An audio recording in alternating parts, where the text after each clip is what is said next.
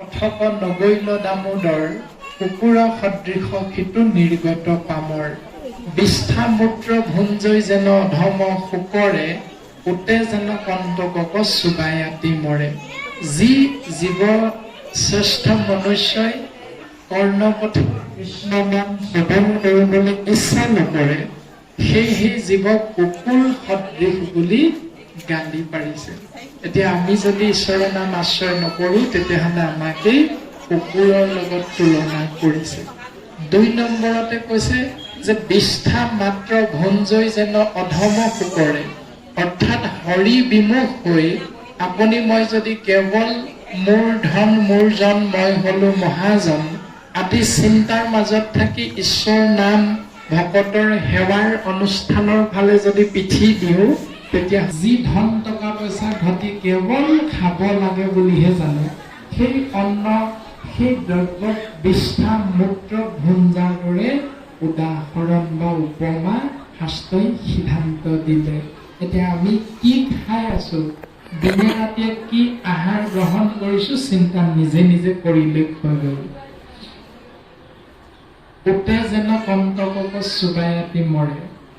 উতে মৰুভূমিত যেনেধৰণে কাঁইটীয়া গছবিলাককে আহাৰ হিচাপে গ্ৰহণ কৰোঁতে যি কাঁইট থাকে সেই কাঁইট নিজৰ ওঠত লাগি ওঠৰ পৰা যি তেজ ওলায় সেই তেজকে নিজৰ তেজকে নিজে খাই খাই যি ধৰণে উতে জীৱন ধাৰণ কৰি থাকে ঠিক তেনেধৰণে আপুনি ময়ো নিজৰ ভৰিত নিজেই কুঠাৰ মাৰি জীৱন ধাৰণ কৰি থকা এটা পদ্ধতি বা প্ৰণালী যে শাস্ত্ৰসন্মত নহয় এই কথাটো শাস্ত্ৰই আমাক সুন্দৰভাৱে সিদ্ধান্ত দিলে। ৪ নম্বৰতে ক'লে যেন গাধে ব্যৰ্থে মাত্ৰ বহি মৰে ভাৰ এহি চাৰি গোটা পশু পতন্তৰ ভাৰ। যেনেকৈ এটা গাধৰ পিঠিত মালিকে বস্তা বোজাই কৰি এঠাইৰ পৰা আন ঠাইলৈ লৈ যায়, গাধটোৱে যি ধৰণে কেৱল সেই কামটো কৰিব লাগে বুলিহে জানে ঠিক তেনেধৰণে আপুনি মই এই সংসাৰলৈ আহি হৰি সেৱা ঈশ্বৰ সেৱা ভকতৰ সেৱা নামলৈ যদি পিঠি দি কেৱল ধন ঘটিব লাগে খাব লাগে এই দুটা চিন্তাৰ মাজতে যদি জীৱন অতিবাহিত কৰোঁ তেতিয়াহ'লে আমাক গাধ নামৰ জন্তুৰ লগত তুলনা কৰিলে। আমিতো শিক্ষা দীক্ষা লৈ শিক্ষিত এজন যুৱক শিক্ষিত এগৰাকী আই হৈ আমিতো কেতিয়াও গাধ হ'ব নিবিচাৰোঁ, আমিতো কেতিয়াও উট হ'ব নিবিচাৰোঁ, আমিতো কেতিয়াও গাহৰি হ'ব নিবিচাৰোঁ, আমিতো কেতিয়াও কুকুৰ হ'ব নিবিচাৰোঁ। সেইকাৰণে চিন্তা আপুনি মই শাস্ত্ৰসন্মতে ভাল ধৰণে কৰিব লাগিব। এতিয়া যাৰ কৰ্ণ কথক নগৈল দামোদৰ সেইজনকে কুকুৰ সদৃশ বুলি কৈছে। এতিয়া তাৰে এটা সৰু চিন্তা আমি প্ৰকাশ কৰিবলৈ চেষ্টা কৰা হ'ব। যেতিয়া আপোনাৰ মোৰ সন্তানৰ পৰীক্ষাৰ সময় হয়, পৰীক্ষাৰ সময়ত আমি কি কৰোঁ? নানা গৃহলৈ গৈ ধূপ ধূনা বন্তি জ্বলাই সেৱা ভাগ কৰোঁ। প্ৰভু সন্তানক যাতে পৰীক্ষাত ভাল ধৰণে উত্তীৰ্ণ কৰোৱাই আমাৰ মান সন্মানটো যাতে সমাজত ৰাখা আৰু প্ৰভু। যেতিয়া সন্তানৰ চাকৰিৰ কাৰণে ইণ্টাৰভিউ দিব হয় তাৰ পাক মুহূৰ্তটো আমি নামঘৰলৈ যাওঁ, প্ৰভু সন্তানৰ যদি চাকৰিটো হৈ যায় কিবা এটা দিম দিয়া তোমাৰ নামত। ডাঙৰকে নকয়, মনে মনে ভাবে আৰু কোনোবাই প্ৰথম দৰমহাটোতে শৰাই এখন দিম বুলি ভাবে, কোনোবাই নহয় এবছৰমান হোৱাৰ পাছত ভাওনা সভা এভাগি কৰিম বুলি ভাবে আদি আদি ধৰণে কিন্তু আমি প্ৰত্যেকেই কিবা নহয় কিবা এটা ভাবোঁ। এই ধৰণে ভবাৰ লগে লগে ভগৱন্তই দেখিলে মোৰ ভক্তই মোক কিবা এটা বিচাৰিছে, কিন্তু তাৰ বিপৰীতে মোৰ ভক্তই মোক কি দিব? মোৰ এষাৰ নাম কৰিব ভকতৰ মুখেৰে। ভগৱন্তই নামৰ লোভিয়া, ভগৱন্তই হাতখন দাঙি তথাস্তু বুলি কৈ তৎক্ষণাত আপোনাৰ মোৰ সন্তানৰ চাকৰি হৈ যায়, ভাল ধৰণে উত্তীৰ্ণ হৈ যায় পৰীক্ষাত। তাৰ পাছত আমি কি কৰোঁ? চাকৰি হোৱাৰ লগে লগে লাহেকৈ সন্তানে যেতিয়া 1 বছৰৰ মূৰত ট্ৰেইনিং কৰি ঘৰলৈ আহে 2 মাহমানৰ ছুটীত, তেতিয়া পিতৃ মাতৃ হিচাপে আমি কি বুলি কওঁ? সোণটো দৰমহা পইচাকেইটা এনেই খৰচ নকৰিবা দেই, ভালকে চাবা আকৌ। যাবৰ সময়ত আগদিনা কৈ পঠিয়াই ফোনটো, আমাৰ যে তেলিয়ালি শইকীয়া হাৰ্ডৱেৰ ষ্ট'ৰ মই কথা এটা পাতিছিলোঁ, সেইফালে যাওঁতে ইটা আৰু বোলে ৰডৰ দামটো হেনো কমি আছে, গতিকে তুমি পাৰিলে মোৰ একাউণ্টতে পইচা অলপ অলপ পঠাই থাকিবা, মই ঘৰখন অকণমান ঠিক কৰিবলৈ চেষ্টা কৰিম। এই বুলি কোৱাৰ লগে লগে পুত্ৰই পিতৃৰ আদেশ পালন কৰি দৰমহাৰ আধা পইচা পঠিয়াই থাকে, আৰু পিতৃয়েও লাহে লাহে ঘৰ খুটা পুতি এমহল দুমহলকৈ আগবঢ়াই নি থাকে। তাৰ পাছত লাহেকৈ বাঁহৰ যি জেউৰা জপনা আছিল চৌহদ পকী কৰি ল'লে। পকী কৰি লোৱাৰ পাছত সৰ্বপ্ৰথম জপনাখন মাৰি থৈ আহা বুলি আলহীক কৈছিল, আৰু লাহে লাহে লোহা ব্যৱহাৰ কৰি ইংৰাজী ব্যৱহাৰ কৰিবলৈ ধৰিলো, গেটখন বন্ধ কৰি থৈ আহিবা। আৰু সেই গেটখনৰ বাহিৰ ফালে লিখি থোৱা হ'ল সৰুকৈ এখন ফলক, কুকুৰৰ পৰা সাৱধান। এতিয়া চিন্তা কৰিব লাগিব সেই বাক্যশাৰীৰ দ্বাৰা যে কুকুৰৰ পৰা সাৱধান, ভিতৰত এতিয়া আচল কুকুৰ আছে নে নকল কুকুৰ আছে, এইটো চিন্তা কৰিব লাগিব শাস্ত্ৰসন্মতে। তাৰ পাছত 4-5 বছৰমান হোৱাৰ লগে লগে সন্তানক ক'লো যে পিতৃ মাতৃ মাৰে পৰি আহিছে নে চৰি আহিছে দেখিছা এখনটো, গতিকে বোৱাৰী এজনী লাগে। লাহেকে বিচাৰ খোচাৰ কৰি বোৱাৰী এগৰাকী অনাৰ ব্যৱস্থা কৰা হ'ল। তাৰ পাছত দুৰ্গা পূজা বুলি এভাগ অহাৰ লগে লগে কিবা এটা অফাৰ পোৱাৰ লগে লগে 4-চকীয়া এখন গাড়ীও কিনি লোৱা হ'ল। অৱশিষ্ট চোতালৰ নামত যি এডোখৰ স্থান আছিল, গাড়ী গেৰেজ এটি সুন্দৰকৈ নিৰ্মাণ কৰি লোৱা হ'ল। 15-20 বছৰ অন্তত নাতি পুতিৰে ভৰপূৰ এখন সুন্দৰ গৃহ। হঠাৎ ভগৱন্তই চাই আছে ন, মোৰ নাম এষাৰি কৰিম বুলি কৈছিল, নাই কৰা, নাম খাৰলৈ পাহৰি থাকিলো। মিছা এই সুখত অতিবাহী কৰোঁতে ভগৱন্তই ভাবিলে যে মনত পেলাই দিয়া যাওক।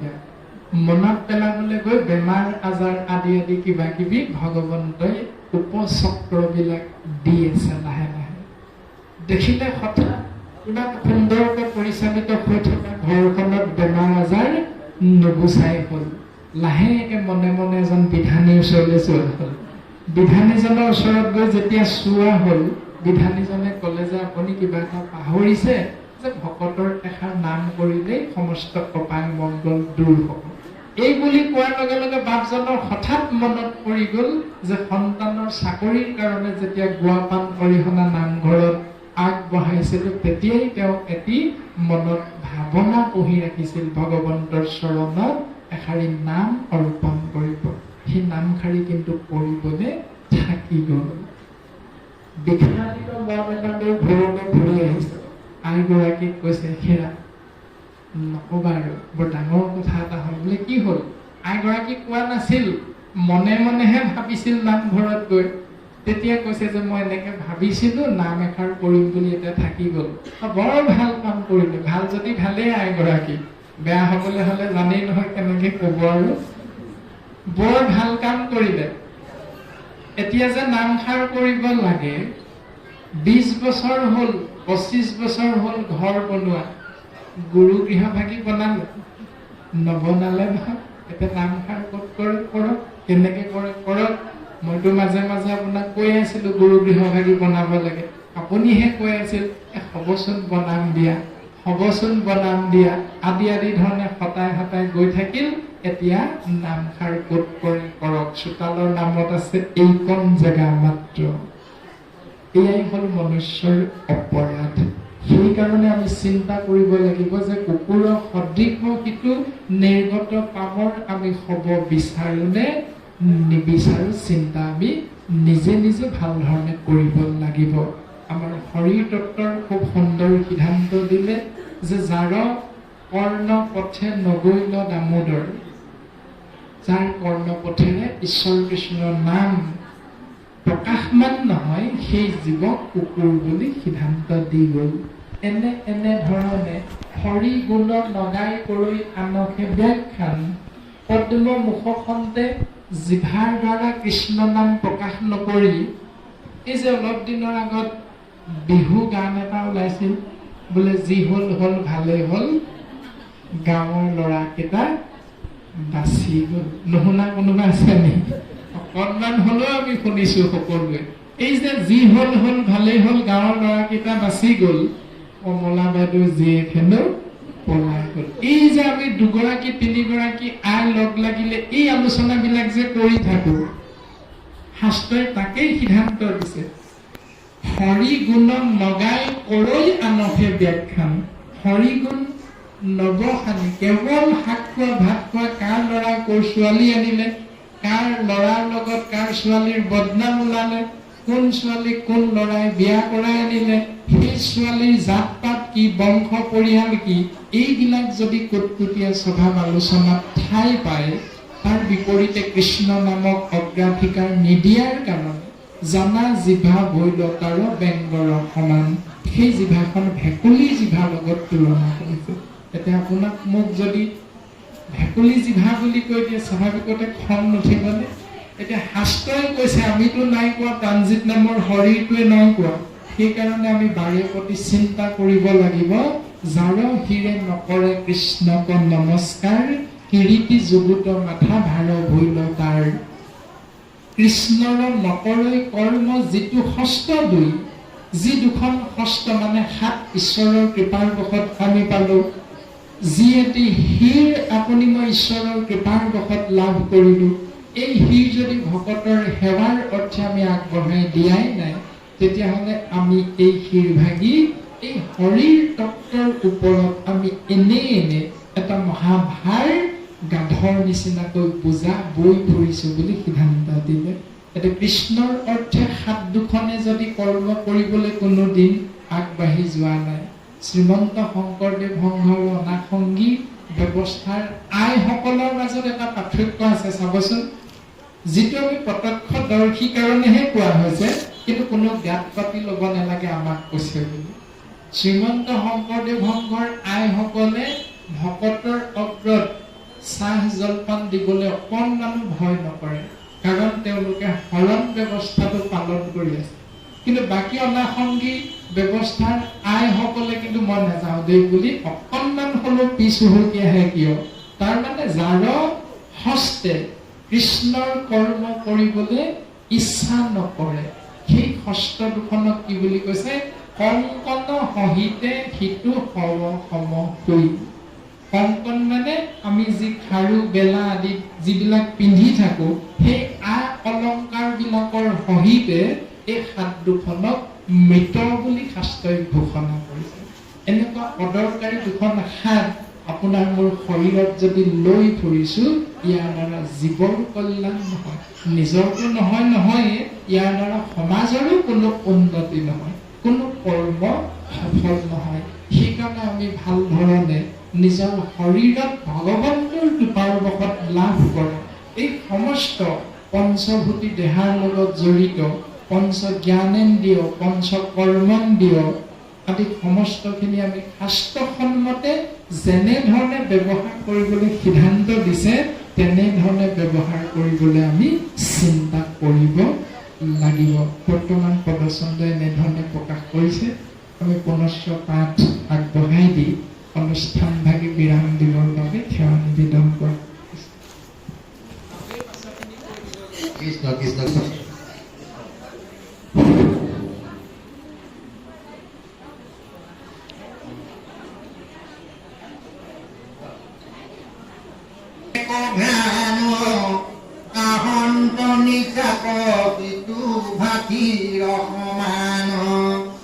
হৰি হৰি বুলন্তে নুহিকে ৰোমাঞ্চিত বদ্ধ বিলাসী খজানিবা তাৰতীত হেন জানি হুত পুৰি ভীমত যি কথা কহিলা হুকে ৰাজাৰ আগত কহিৰূপ সমস্তে শুনো সাৱধানে তৃতীয় অধ্যায় কথা বোলাই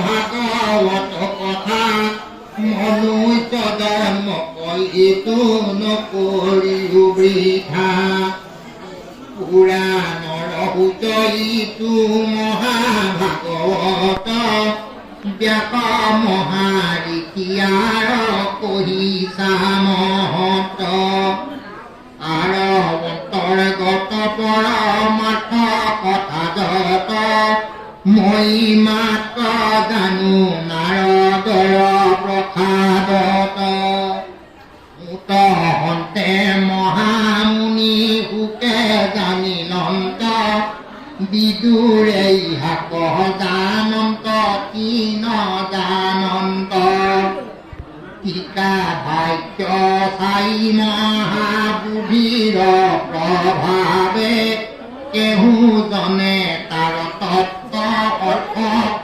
নাপাৱে বৈকুণ্ঠৰ শাস্ত্ৰ কৃষ্ণ মুখৰ বচন আৰ কি তত্ত্ব জানে সেই জন শুদ্ধ ভাৱে ললে যিটো কৃষ্ণ তৰণ ভকতিৰ প্ৰসাদে নিৰ্মল হৈ মন হিহি জন হিহি মহাজনে আৰ তত্ত্ব জানয় ভাগৱত পুৰাণৰ কহিল নিৰ্ণয় জানিয়া কৃষ্ণ কৰা একান্ত ভকতি কলি যুগে কৃষ্ণ নাম কীৰ্তনে গতি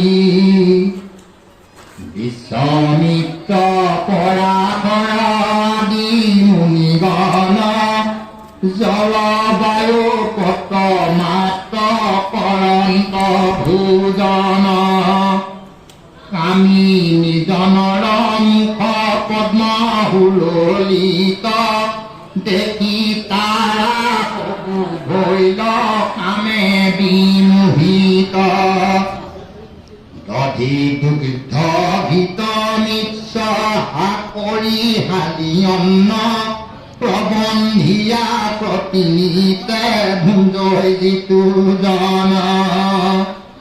যিটো জনে পাৰে যদি ইন্দ্ৰিয় জিনিত বিন্ধগিৰি পাৰে তেৱে সাগৰ তৰিত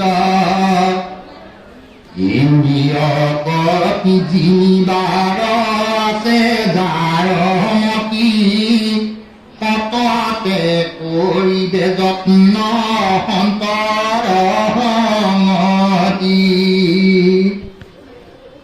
ঈশ্বমন কীৰ্তন মাত্ৰ কৰিবে কৃষ্ণৰ ইন্দ্ৰিয় কদিনী হৈবে কৃতাৰ্থহীনৰ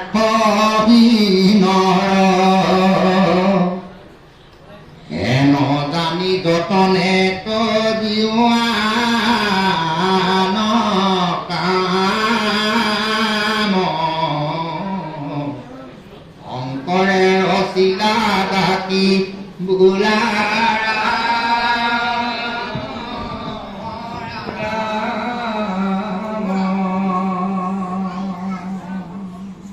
কৃষ্ণ আমি বাপজনাৰ ফালেহে সেৱাভাগ আগবঢ়োৱা হৈছিল বাপজনাই পুনশ্চ আমাৰ ফালে আকৌ মাইক্ৰফোনটো আগবঢ়াই দিলে তথাপি তাত বেছি পৰিমাণে বুজি পাওঁ যিহেতু কলিযুগ গতিকে গুৰুজনাই সিদ্ধান্ত দিছে সেই জীৱ বৈকুণ্ঠৰ কল্পতৰু পুৰাণ সূৰ্য শ্ৰীমদ ভাগৱত কি ধৰণে প্ৰকাশ কৰিছে তাৰ মুখৰ বাণী জানানে বৈকুণ্ঠৰ শাস্ত্ৰ কৃষ্ণ মুখৰ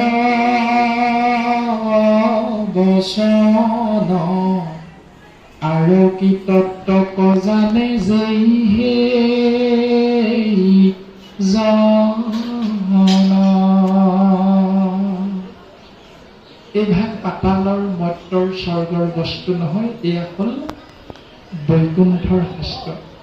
আৰু আপুনি মই জীৱই যাক দিনে ৰাতিয়ে বিচাৰি ফুৰো, সেইজনা পৰম ব্ৰহ্ম ঈশ্বৰ কৃষ্ণদেৱৰ শ্ৰীমুখৰ দ্বাৰা নিগৰিত এই শাস্ত্ৰ বাংময় মূৰ্তি। ইয়াৰ অৰ্থ যিকোনো জীৱই লাভ কৰিব পাৰিব নেকি? যেনেকৈ তেনেকৈ শাস্ত্ৰই সিদ্ধান্ত দিলে সেই জীৱইহে অমৃতময় কৃষ্ণ নামৰ মহান তত্ত্ব উপলব্ধি কৰিব পাৰিব। তেতিয়া কেতিয়া কেনেকৈ? শুদ্ধভাৱে লৈলে যিটো কৃষ্ণ শৰণ ভকতিৰ প্ৰসাদে নিৰ্মল ভৈল মন। এই ৰামে শিশু মহাজনে আৰু তত্ত্বক জানয়। ভাগৱত পুৰাণৰ কহিলো